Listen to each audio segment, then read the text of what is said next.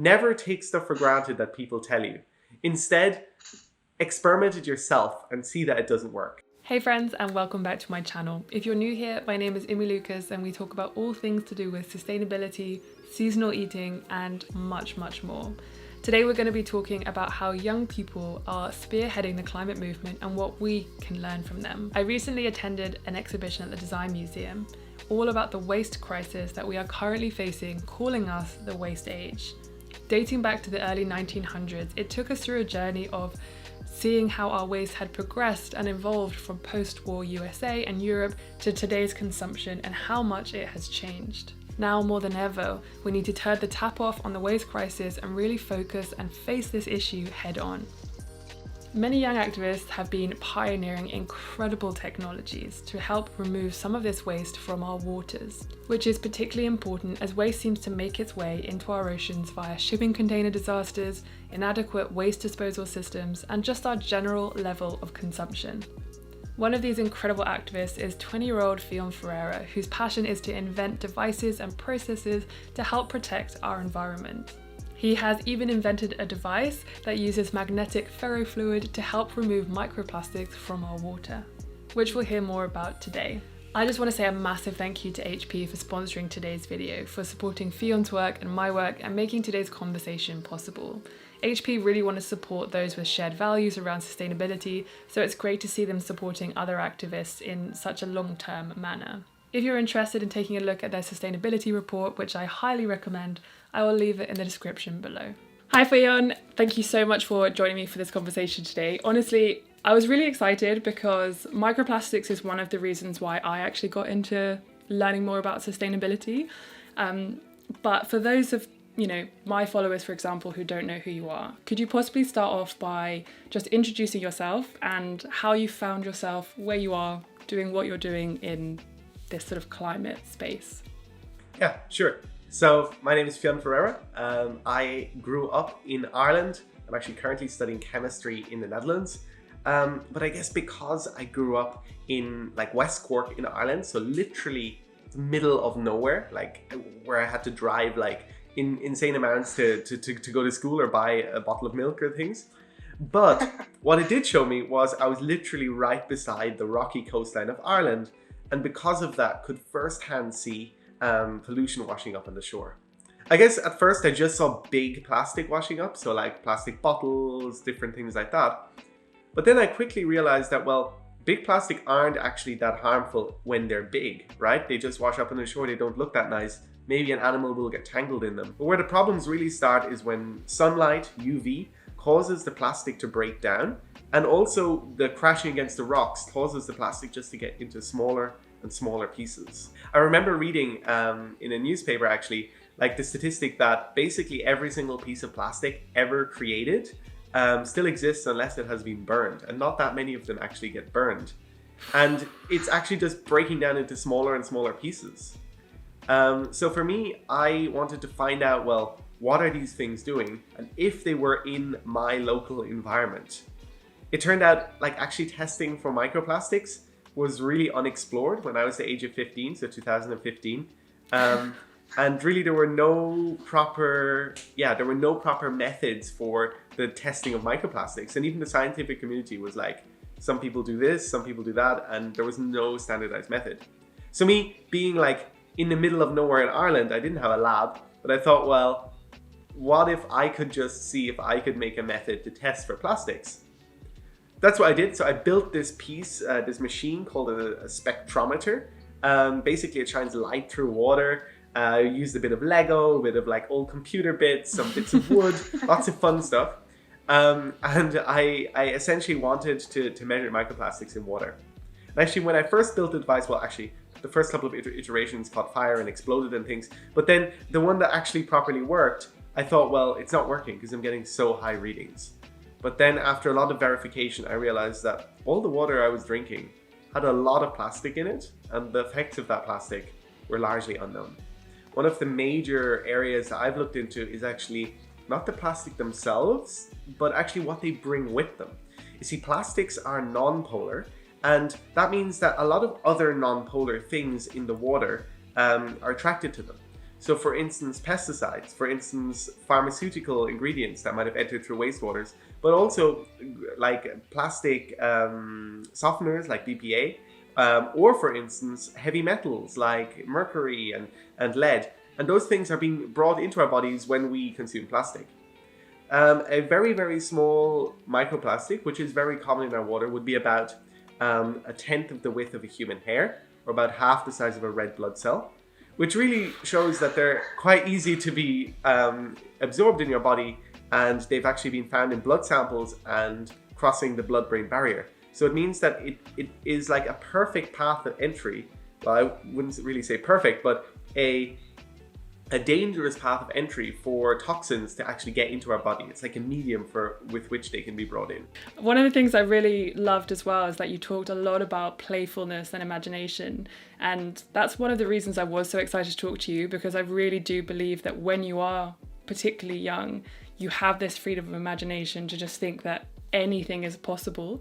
Anything's possible as long as you know and you have the tools to actually make it. And similarly, anything's possible in terms of activism. We can talk to anybody as long as we know the way how, and as long as we've got the courage to talk to them. Because I think a lot of people are willing to listen. Whether they act upon what they listen is a different story, but no harm can come of them listening to you. That's very true. That is very true. And I honestly think that social media is quite a good, I guess, access point between the generations. Like, I remember talking to a lot of activists who are about, 19, 20, it made me feel very old. But I remember talking to them and feeling like you got such a sort of unique perspective, because they still have, you still have the energy of being young and excited and knowing that you can have a really big impact. So how much of an impact do you think that living right by the sea or right by front lines of climate change has on mobilizing action? Well, I really think that for people to actually want to take action, actually make a difference, what they need to do and what they need to be is connected to the environment. I think that people need to see firsthand the issues in the environment to actually feel passionate about creating and making change. And that's why I think it's integrally easier to be an activist or to create action movements in areas where people are directly affected by the problem. I think that's actually a key to success for a lot of other activism and a lot of other climate-related issues. So I think that if we can actually be more effective storytellers, if we can tell that story of how it's affecting the seashore, or more better actually, if people could actually go and experience this for themselves, I think that would make a very good thing for the whole community. Because only with everybody on board, everybody horrified by these issues, can we truly make action. I totally agree. And also, back to the social media point, I think because of social media, we are using tech at a much higher rate. And as our society evolves, so does our waste. So e-waste is becoming one of the biggest growing waste areas. And I'd love for you to talk about sort of big tech, but how you got involved with HP and why you choose them over sort of other tech brands. As I've said, I'm passionate about the plastic problem, ideally solving that. And that's why I've aligned with HP, and I really like supporting their products because they've got a really strong motive to try and better the plastic situation in the world. I guess one of those big things is the use of ocean-bound plastic. So a lot of their products contain ocean-bound plastics. In fact, the computer that I'm currently recording on, that actually has quite a large portion of ocean-bound plastic. And I find that fascinating because trying to incorporate plastic that would have ended up in the ocean in a product, I think is very innovative, and also making that in a way that it can then be future recycled in a way I think is also very good. And also, not only itself is green, but also hopefully mobilizes people who use that HP product to realize, wow, this contains ocean-bound plastic, and like that they might learn about the whole plastic issue.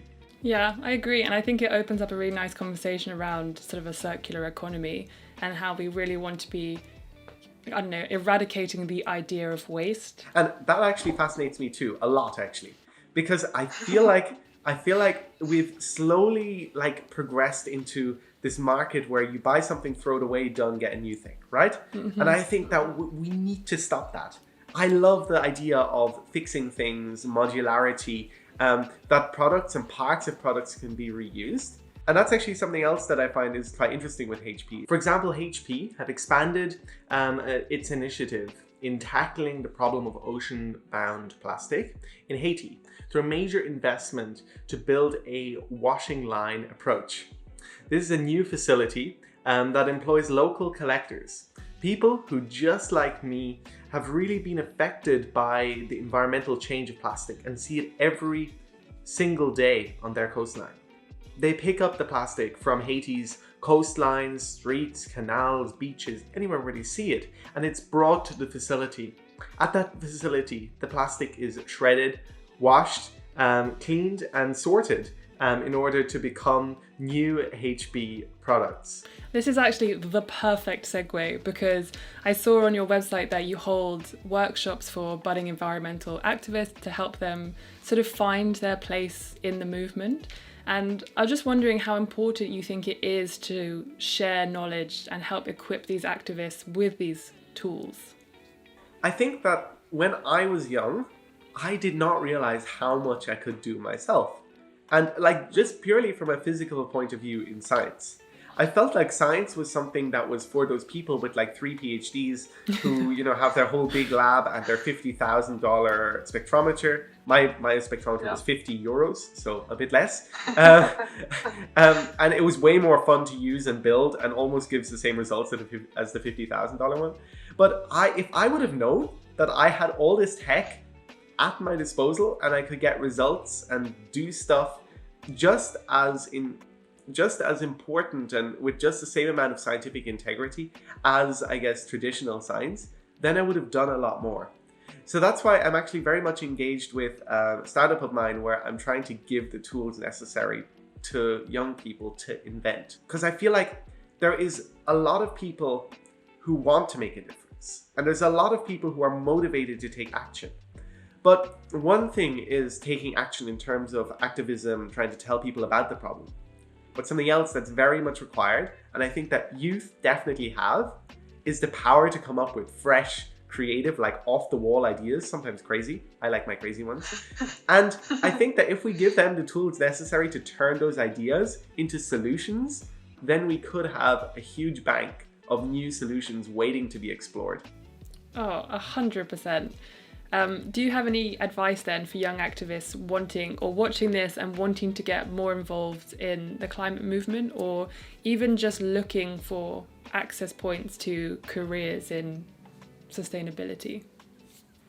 Well, I think that first of all, part of my, journey, and something that I would think is very important for anybody who wants to get involved, is to realize what they are passionate about. Because only if you're truly passionate about a problem and you really love the environment and feel very angry about something changing, can you really, really put your all into it and make a huge difference. But then next, I think, is to value more of your ideas. If I were young and if I would have said, I'm going to develop a way to remove microplastics from water, I would have probably said, no way, that's way too complicated. Scientists haven't done this yet. But instead, all I did was play with things I loved playing with and thought were useful. And that's it. That's something you should do. So if you're interested in chemistry or science and you don't really know where to start, but you want to make a difference, just try and do research about what is already known and play with that, recreate experiments. No, I love that. I think that's really, really great. And I love also the fact that you've achieved so much at 20 and yet you're still furthering your knowledge by going to university and studying chemistry. Maybe then to end, you could share with us what your sort of future plans are and any last words you'd like to spread the message. I guess my future plans, I think one of the things that's important is that we don't plan too much ahead in the future. Because I think that what we need to do instead is just let things flow. But ultimately, play a bit more. I think that playing in science is key to success. And I think the free, imaginative, creative way that children play is something that we need to adopt. Never take stuff for granted that people tell you. Instead, experiment it yourself and see that it doesn't work. And then finally, never feel afraid or never feel like you're an imposter, you don't know more than the other person you're talking to. Because for me, I went to the World Economic Forum at the age of 19, and that was like a huge forum, lots of big businessmen in suits. And all of a sudden I was like on stage having to talk about plastic. I'm like, these people are experts. They really aren't. If you just make your field narrow enough, if you love that topic, if you're passionate about it, you will very, very quickly become the expert, probably one of the most knowledgeable people in the world about this, if you read enough. And therefore never feel like you don't know more than anybody else, because I'm sure that anybody who's passionate about it and wants to make a difference will have unique and good ideas to share. And those ideas can definitely make a difference. Ugh, I love it. So inspiring.